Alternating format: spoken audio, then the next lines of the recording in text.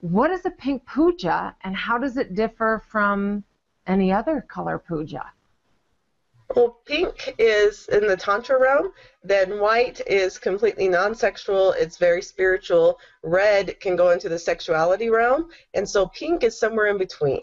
So it's being able to be spiritual, and you also taste your sensuality. So it's a really total embodiment is how I like to explain it, and so that we're able to feel into our bodies. And so we're going to dive into that through our 5 senses.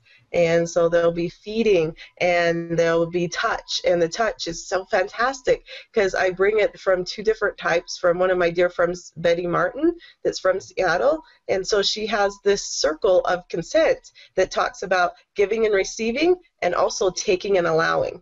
So we have an exercise in the Pink Puja where you actually get to touch for your own pleasure.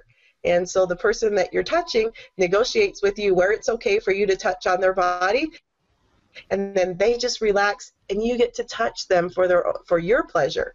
And so how often in your life do you really take advantage of the gift of someone offering you their body? Here's this beautiful blank canvas, and you get to touch it the way you want to. And some of the gifts of that exercise is you get out of your head. You stop wondering, am I touching them right? And, am I doing this right? Is this okay? Do they like it? And you just start getting to go from your own joy. And 99% of the time, the person that's being touched, when you touch that way, they're in absolute bliss in the heaven because they can feel that you're touching from your joy, and they get to get out of their head too. So that's just one of the exercises. We have about 15 of them. Wow. So with puja itself, then a puja is a devotion or an offering. And so during my pujas, then you get the opportunity and the invitation to fall in love with everybody that comes and sits in front of you. And so if couples come, they have the option of staying with their partner, or they can go through a rotation and be able to rotate with everybody that's in the room. And I think that's really key, too.